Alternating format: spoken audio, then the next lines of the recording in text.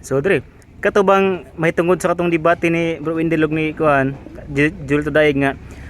Sa ato pa kuno, ang pangutanan niya nga dili dito kamaturan ang gisuwat sa unang panahon sa sinulat sa mga propeta kay matud pa diha sa 1 Timoteo 3:15 nga ang kamaturan ang haligi ug sukar nga motor ng simbahan man. So di dito kamaturan ilang gisuwat sa una. Unas tanan, wala na sabti ni Brad Julito Daig. Lisod man kaayo nga imong supakon ang 1 Timoteo 3:15. Kay klaro man kaayo, the church is the pillar and foundation of truth. Ang wala masabti ni ini niya nga si Kristo is the fullness of truth. Mao bitaw na sa John 14:6, I am the way, the truth and the life. Sa pagingon ni Kristo, I am the truth. It is not denying the truth of the prophets. Wa sa makahibalo nga si Kristo ang fullness of truth. Siya na ang absolute truth. Sa ato paapil ang mga propeta kay siya may katumanan sa tanan. Ug unsay gitudlo sa mga propeta, unsay gitagna diha ni Kristo. Mao na sa Galatia 4:4. In the fullness of time, God sent His Son, born of a woman. What is kasabot ning fullness of time? Mao na ang fullness of time, fullness of truth. John 1:17.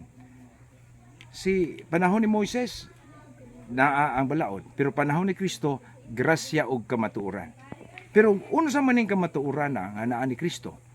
Nagpasabot ba dayon nga di kamatuoran ang mga propeta panahon ni Abraham? Kamatuoran to.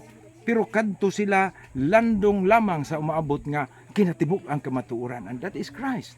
O kining kamatuoran na mao na gibili ni Kristo sa iyang simbahan.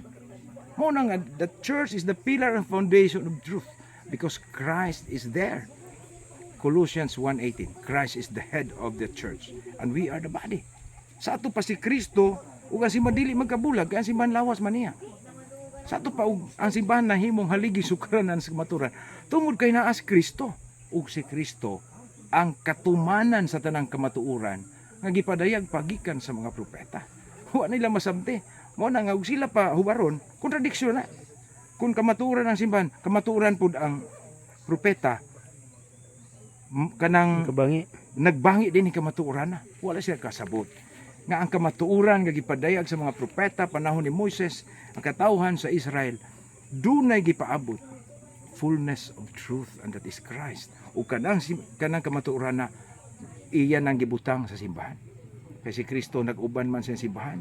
Ug ang Espiritu Santo, John 14:16-26, the Spirit of truth, John 16:3, will abide the church forever.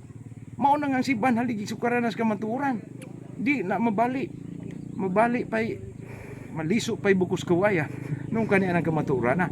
Ang problema nila wa sila kasabot ngano nga ang simbahan haligi sukaran sa kamatuoran.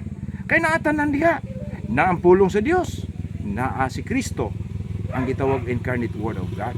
Mo hinaut masabtan to ni sa mga sabadista.